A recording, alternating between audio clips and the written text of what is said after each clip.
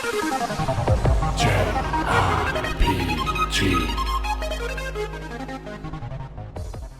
The 7th Dragon series isn't something most people will be familiar with, and rightly so. Even though this is the third game in the trilogy, it is the first to make it to Western shores. 7th Dragon 3 has strong traditional JRPG ties with an interesting story, some quirky characters, and a focus on some of the more unique class archetypes I've seen in a JRPG.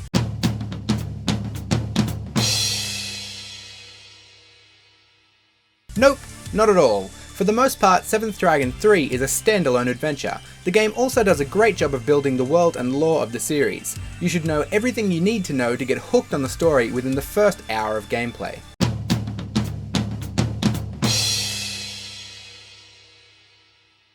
That's right, there are 8 classes in total, and they aren't your traditional black mages and healers straight out of the RPG handbook. You'll start the game with access to 4 classes, with the other 4 unlocking in pairs throughout the story. In the beginning, you'll be able to build a party using the Samurai, which has a different set of skills for use with a katana or dual swords, and can also self-heal. The God Hand, who could be compared to a monk class. They attack with fist weapons and can also heal and resurrect party members. The Agent, who is a strong debuffer and trickster. The Agent can lay traps and even force enemies to attack each other. And the Duelist, which is perhaps one of the most unique classes I've come across. The Duelist is sort of like a summoner. While most classes have mana as a resource, the Duelist has an extra resource, cards. They have 6 card slots and each card has an element. At the start of every battle, the Duelist gets 2 random cards and all of its skills require both mana and the correct elemental card to use. So if you want to summon a creature to deal fire damage, you will need to have a fire element card. And there are also skills that require multiple different card combinations. You get 1 random card each turn in battle, and you can also use skills to gain additional cards. You unlock the Rune Knight and Fortuna next, with the Rune Knight being an interesting take on a tank class with high defense but also strong party buffs.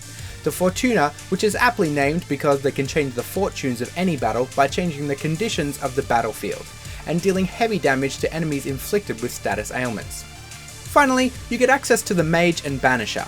The Mage is both a strong healer and damage dealer, and the Banisher is really strange. They have some unique skills using explosives, which are strong but can be overloaded. The Banisher is mainly about skill management. Just in case you were thinking to yourself, oh man, but I wanted my main character to be a Fortuna, but they aren't available at the start of the game. Well, don't fret, because they thought of that.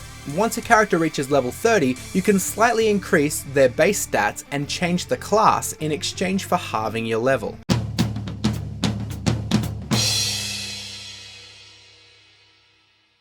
Seventh Dragon again delivers with a unique twist on the traditional turn-based combat system. In the beginning it will seem very familiar, if not a tad confusing when you're trying to figure out how turns are ordered. But soon you'll find yourself with not just 3 characters in a battle, but 6, and then eventually 9. These reserve characters can be called upon for various skills and effects in lots of different combinations. The battle system is rewarding, fun, and even the lengthiest of encounters feels well paced.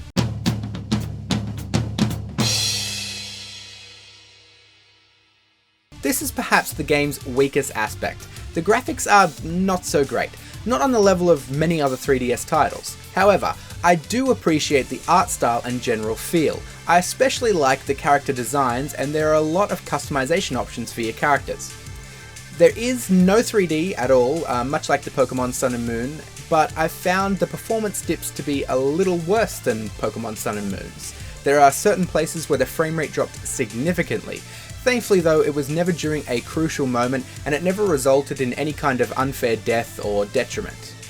I am happy to report, however, that the game was totally bug-free for me. Apart from the frame rate drops every now and then, the game is very technically sound.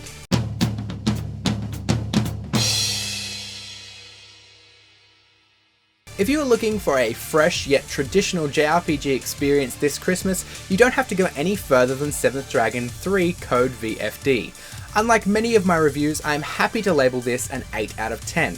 It delivers many unique twists to the tried and true formula, succeeds in keeping battles interesting right until the very end, and even though I didn't touch on it until now, it has a great soundtrack to wrap everything up into one hell of a Christmas present for JRPG fans.